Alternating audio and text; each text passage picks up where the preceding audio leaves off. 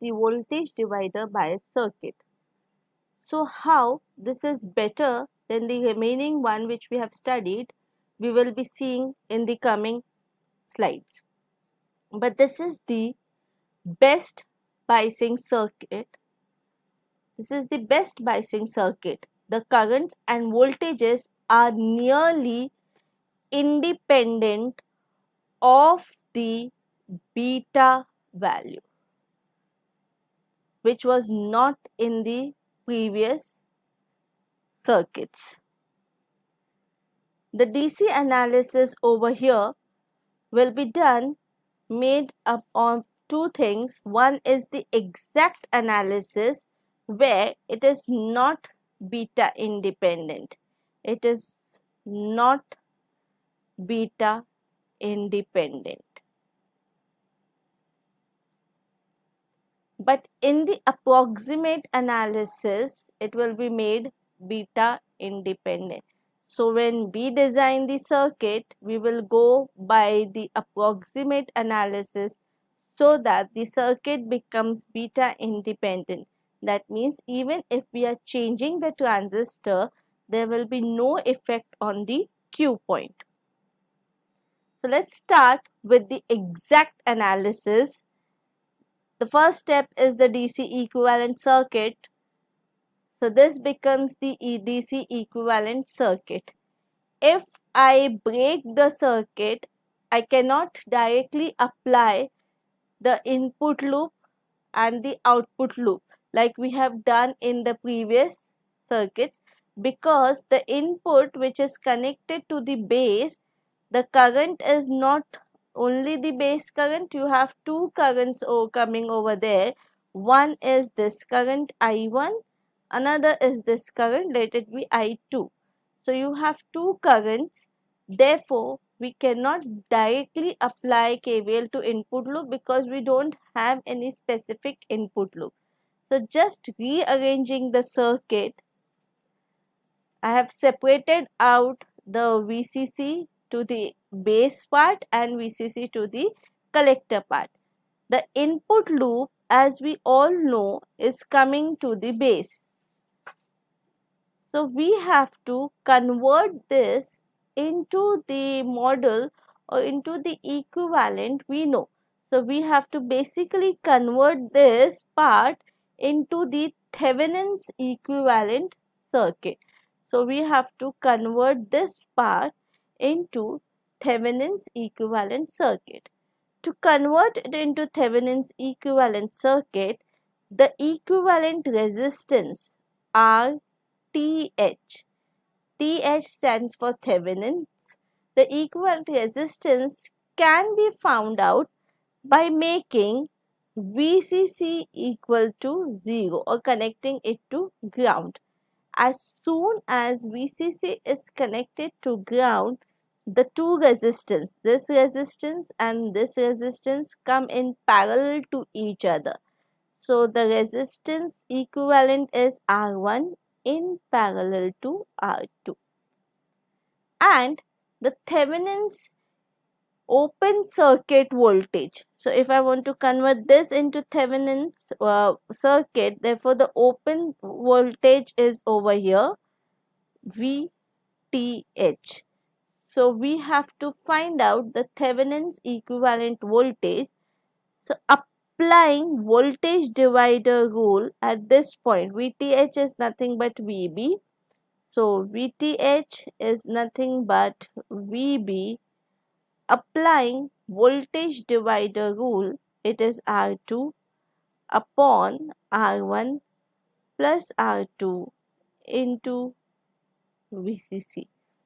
So we have converted this into the Thevenin's equivalent, where the voltage is now instead of VCC, it is R2 upon R1 plus R2 into VCC, and instead of just one single resistance, it is a parallel combination of two resistances. So converted into Thevenin's equivalent circuit over here. So now VTH is coming, RTH going to the base. So just try to relate it with the circuits which you have studied till now. The only difference is instead of RTH, the notations which we used to give is RB because that was your base resistance, and instead of VTH, VCC was given to the circuit. But now, since VCC, a part of VCC is going to the base, therefore it is getting converted into Thevenin's equivalent, and we have redrawn the Thevenin's equivalent circuit. So the first step in the exact analysis was to find out the value of VTH and RTH. VTH can be given a notation as RB also, that is base resistance. So Thevenin's converting the voltage divider circuit into Thevenin's equivalent, you have got the value of VTH and you have got the value of RTH, which is nothing but RB. Now you have got this circuit which is known to you. Now to this circuit we can apply KVL to input loop and KVL to output loop. The loop over here is the input loop. This is the input loop, and the loop over here is the output loop.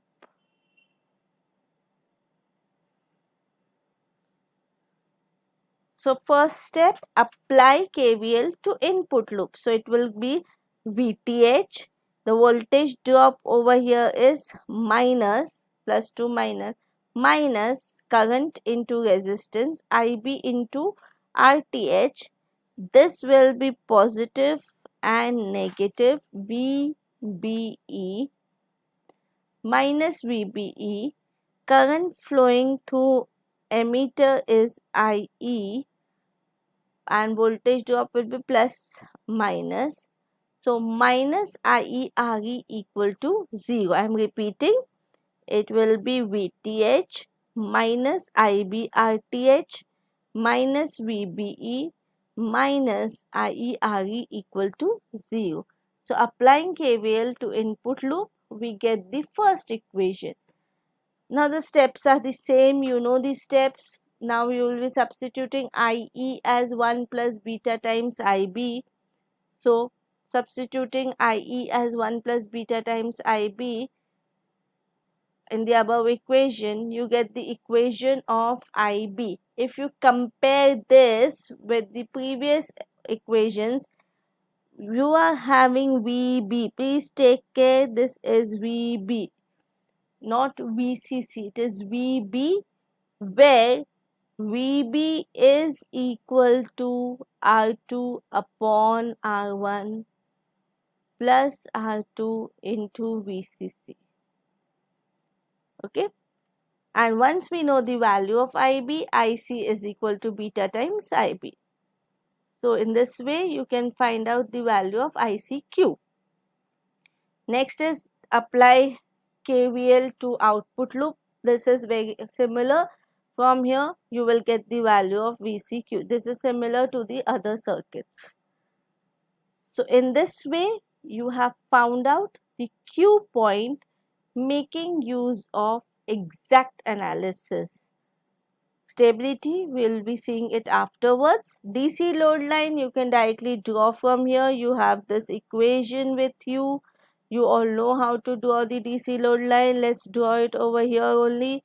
It will be VCE and IC.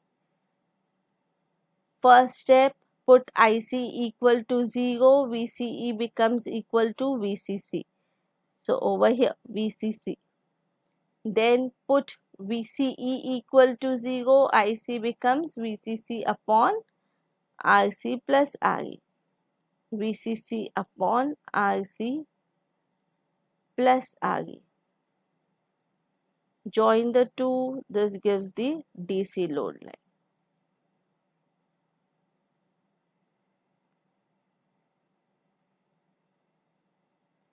If we see over here, the saturation current is lesser as compared to collector to base bias. But Since this circuit gives us beta stability, therefore we mostly use your voltage divider network circuit in amplifiers.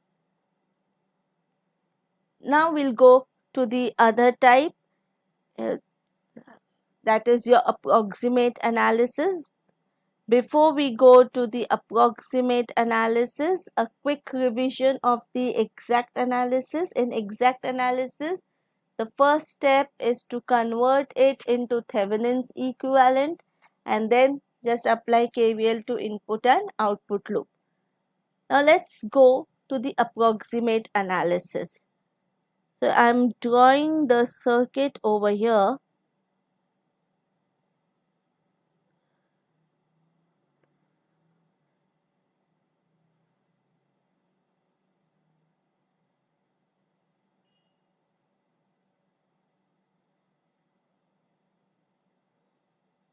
I'm just drawing the DC equivalent, no capacitors, just the DC equivalent.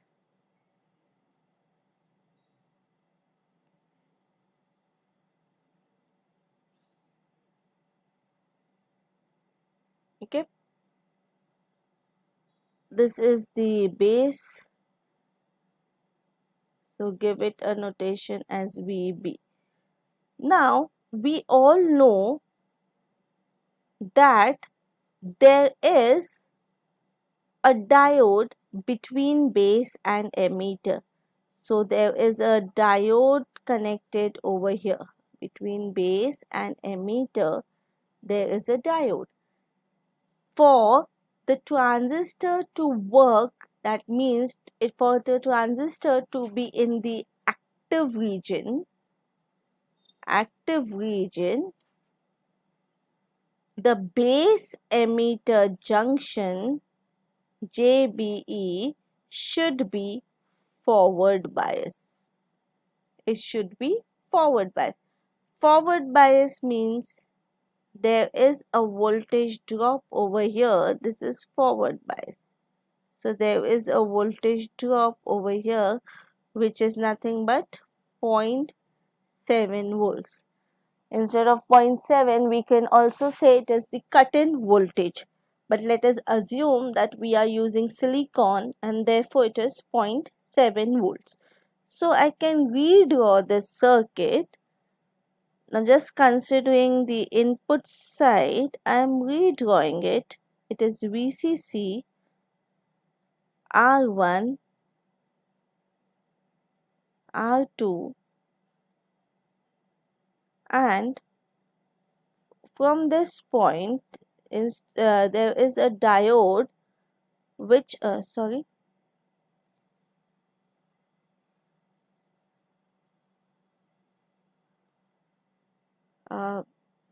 I'll redraw it.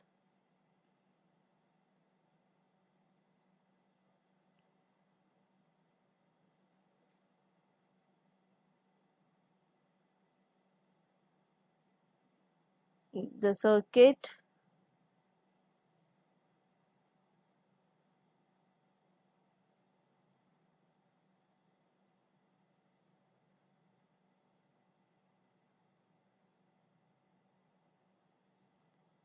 R1, R2, RE, RC plus VCC. As indicated or as explained to you earlier, there is a diode over here between base and emitter. This is the base terminal, this is the emitter terminal. Okay, there is a diode. This diode, because your base junction of base emitter should be forward bias, therefore the voltage drop over here is positive, negative like this connected, and the voltage drop is equal to the cut-in voltage. Assuming that it is silicon, it will be 0.7. So we will be redrawing this circuit, just the input side, VCC R1, R2 going to ground, base is over here, VB plus VCC. Then there is a voltage drop over here of 0.7, and here is the emitter, and then there is a resistance RE going to ground. The current, if we observe the currents, the current over here is IB, but the current flowing over here is IE. Now we all know that IE is equal to 1 plus beta times R, it is 1 plus beta times IB. 1 plus beta times IB. So if we substitute the same thing over here, instead of IE, we write it as 1 plus beta times IB. So the voltage drop which is generated over here, the voltage drop VE is equal to 1 plus beta times IB into RE, because the current flowing is IB into RE, right? The current now flowing is this much. This is nothing but IB into 1 plus beta times RE. So this is nothing but I into R. V equal to I into R, Ohm's law. Looking at this, we know that the new resistance is 1 plus beta times RE. So if in this circuit, let's redraw the circuit. So in this circuit, R1, R2 going to ground, 0.7, and over here instead of RE it is 1 plus beta times RE. The current now flowing is IB. The complete current flowing is IB, because we have replaced IE as 1 plus beta times IB, and this is the resistance. This resistance is called as the input resistance at the base end. The emitter resistance which is showing its effect at the base side, that is called as your RIN base, and that is given as 1 plus beta times RE. So the approximate analysis make use of this thing, that is, there is a resistance whose effect, RE resistance, whose effect is seen at the base side, and that is given as RIN base. So RIN base is the equivalent resistance between base and ground for the transistor with emitter resistance RE, and that is nothing but 1 plus beta times RE. That is nothing but 1 plus beta times RE. Now we start with the approximate analysis. We have seen this circuit, it is plus minus 0.7, and then there is a resistance RIN.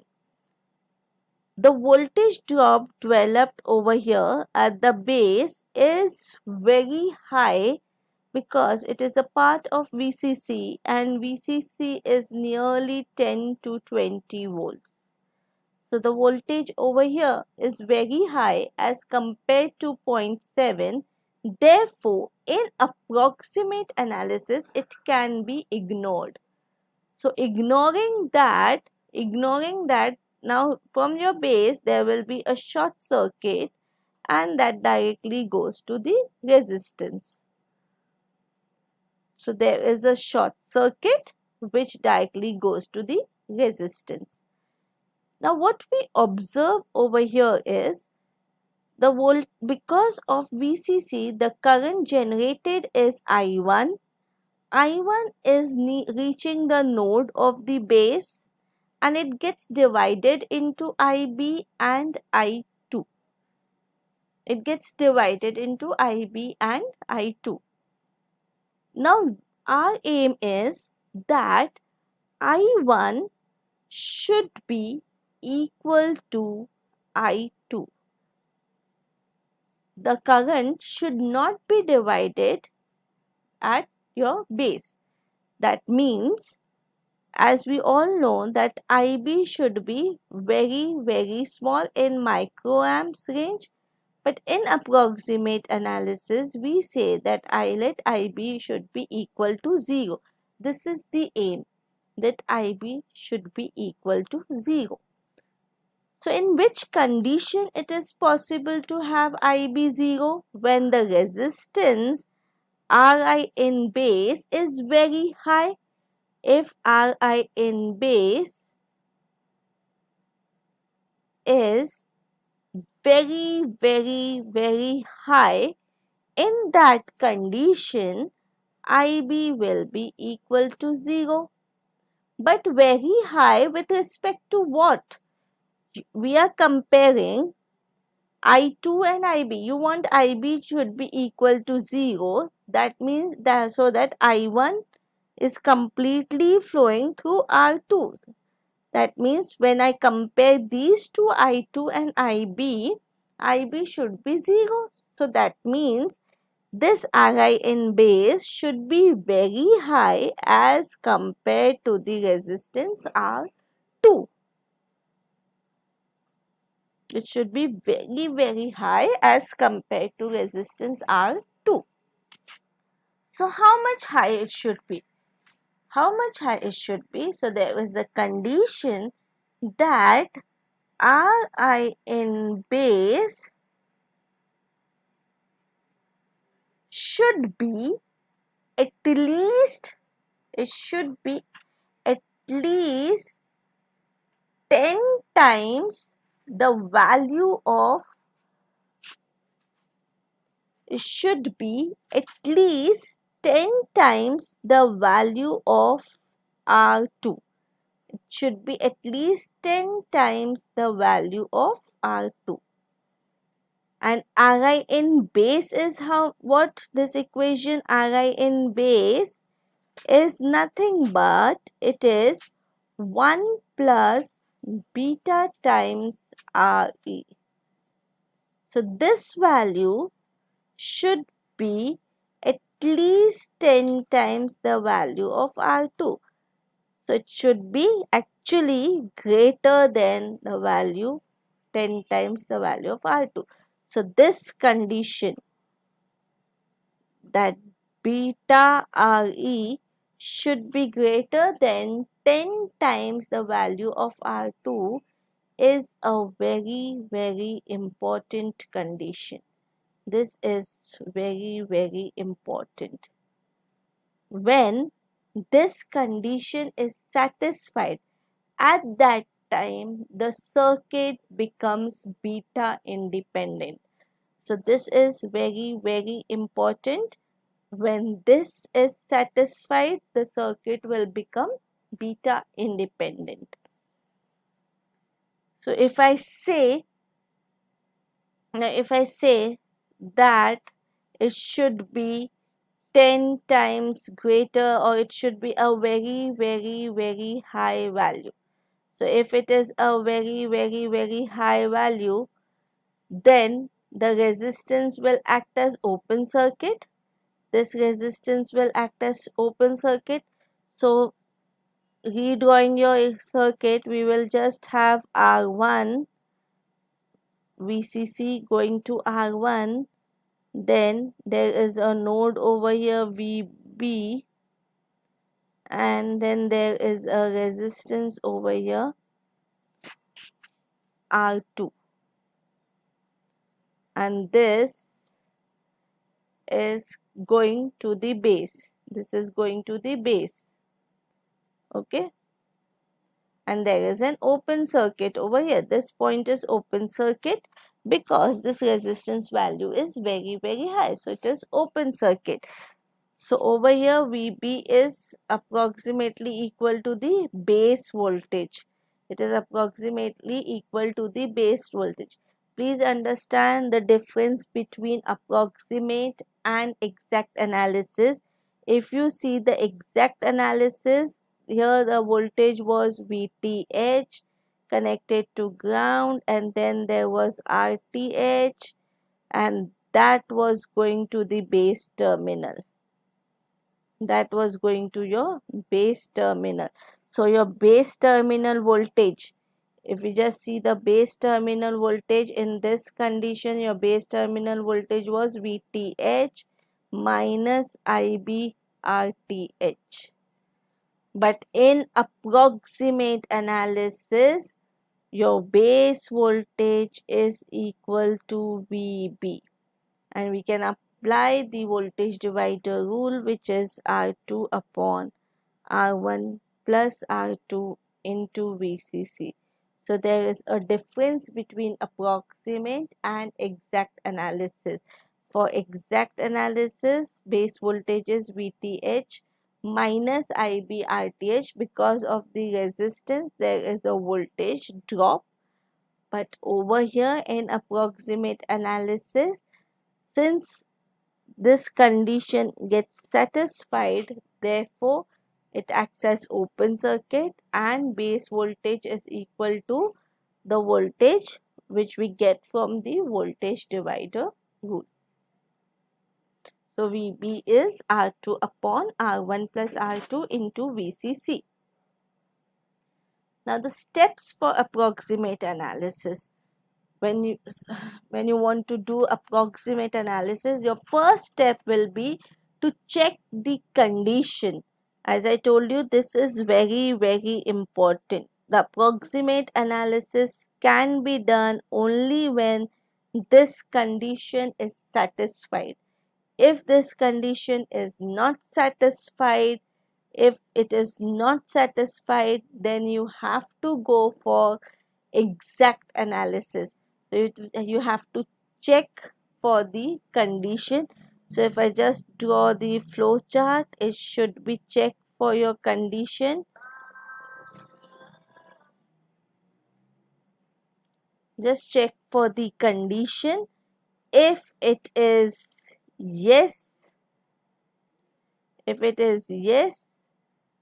then we will be using the approximate analysis. If it is no, then you will be using the exact analysis. So once the condition is checked and we get this condition that beta Re is greater than 10 times the value of R2, then next step is we have to find out the value of VE. VE is the voltage developed across your ammeter. I am drawing the circuit over here, very small circuit. R1, R2, RC, RE plus VCC. So VE is the voltage developed over here. This is your voltage developed, which is VE. So you have to find the value of VE. To find VE, first step will be to find VB. Since this is approximate analysis, VB is given as R2 upon R1 plus R2 into VCC. Then we all know that VBE is equal to VB minus VE. So you will be using this equation. VBE is equal to VB minus VE. VBE, unless and until specified, will be always taken as 0.7. VB, you have found it from here. Therefore, you can find out VE, which will be nothing but VB minus VBE. So, you get the value of VE. So, using Ohm's law, VE is equal to IE into RE. So, using Ohm's law, VE is equal to IE into RE. Therefore, we can find out the value of IE. So, IE will be equal to VE upon RE. Then we know that IE is approximately equal to IC. Therefore, you have found out the value of IC. Now, if you look at this equation, earlier we were finding out the value of IB, and then we were saying that IC is equal to beta times IB. Therefore, the circuit was depending on the value of beta. But over here, in the calculations, once this condition gets satisfied, or if you design the circuit and you design it such a way that your RE should be very high, then 10 times the value of R2, then after that there is in no equations we have beta. Even in your value of ICQ, your beta is not present. And to find VCEQ, so you have found out ICQ independent of beta. To find VCEQ, we apply KVL to output loop. So apply KVL to output loop. Over here also, IE is equal to IC.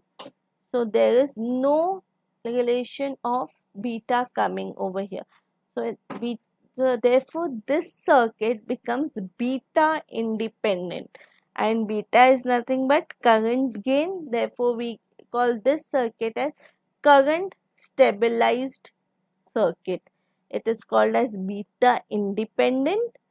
So your voltage divider circuit is called as beta independent or current stabilized circuit.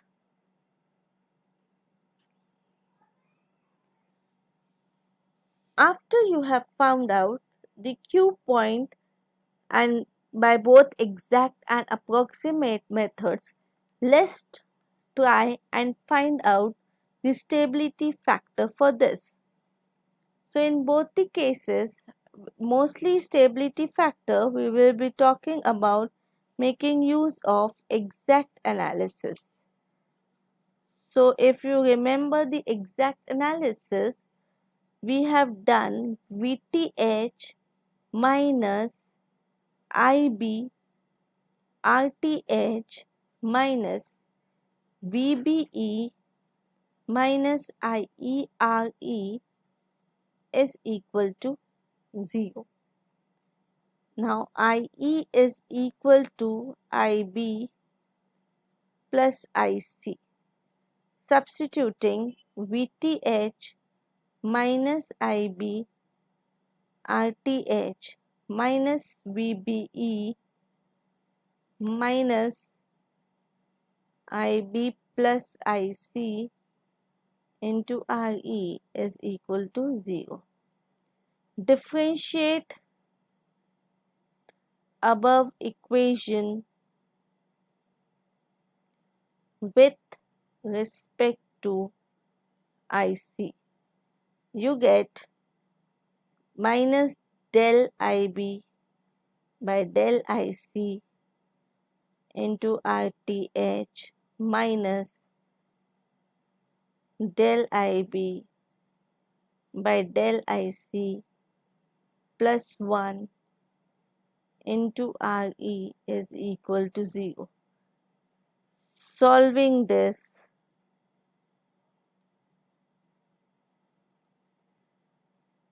del IB by del IC is equal to minus RE upon RE plus RTH. So if we compare this with emitter bias and collector to base bias, the equation is almost the same, only instead of RB, it is RTH over here. You have the negative sign, so you know the effect of minus K factor on your stability.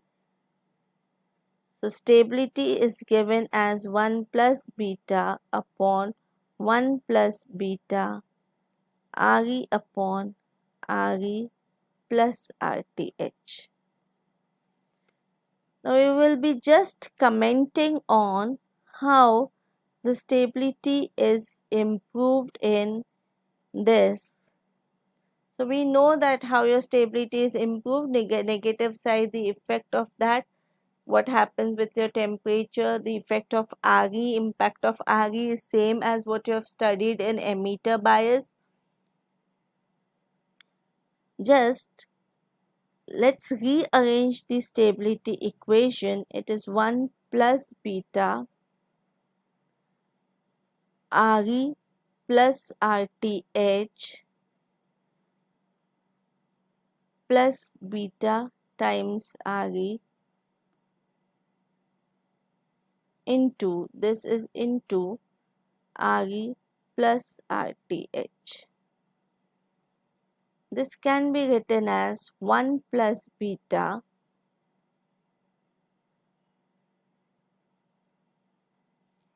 one plus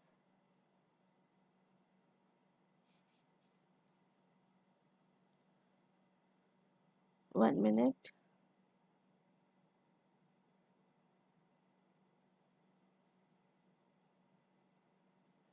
upon 1 plus beta into RE, taken RE common, plus RTH.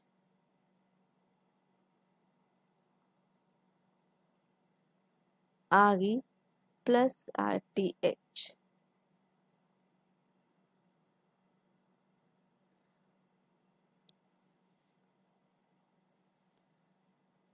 So this equation becomes 1 plus beta, again rewriting the equation,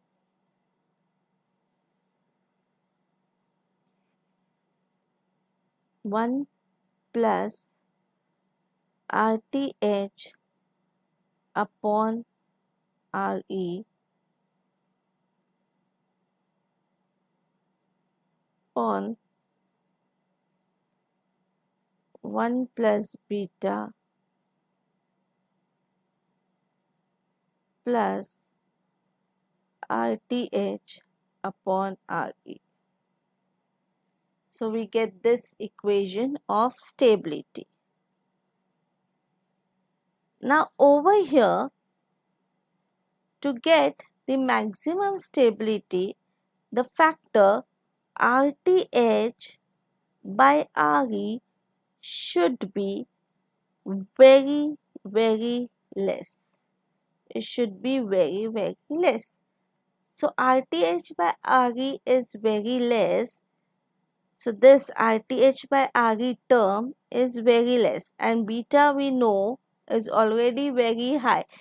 So 1 plus beta plus RTH by RE will be approximately equal to 1 plus beta. So we can neglect this. Since this value is very less and beta value is very high, we can neglect it. So S is equal to 1 plus beta. Over here also RTH by RE is very, very less, so we can neglect it. So it will be 1 upon 1 plus beta. So that gets cancelled, and ideally the value of stability factor comes out to be 1.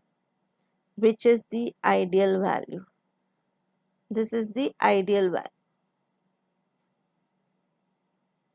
But to get this value, and the condition is that RTH by RE should be very, very less. That will be possible when RE is very, very high.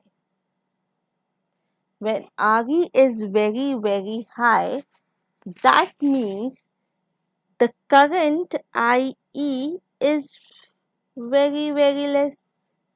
Current IE is less, that means the device is nearer, or your Q point is nearer to cutoff, which is not desirable. Therefore, to maintain the Q point in the active region, VCC should be very high. So we have to maintain a trade-off between the value of VCC and the stability factor. So therefore, stability factor cannot be 1. It is approximately equal to 10. It cannot be 1. It is approximately equal to 10. So with this, we complete your voltage divider biasing. A quick revision of what we did. Let's have a summary of what we did. We started with the exact analysis. In the exact analysis, the first step is to convert into Thevenin's equivalent and then apply KVL to your input and the output loop. In the approximate analysis, the basic condition which should be satisfied is beta times RE should be greater than or equal to 10 times the value of R2. If this condition is satisfied, then we can go for approximate analysis and the circuit becomes beta independent, or it is called as current stabilized circuit. After that, we found out that the stability of voltage divider circuit comes to the ideal value, which is 1, but it cannot be kept as 1 because the Q point is nearer to cutoff in that condition. Therefore, to maintain the balance and everything, VCC has to be increased. So there is always a trade-off between the stability and the value of VCC, but voltage divider network is the best biasing network because along with temperature it gives us beta independent circuit. So we'll be ending it over here. Thank you.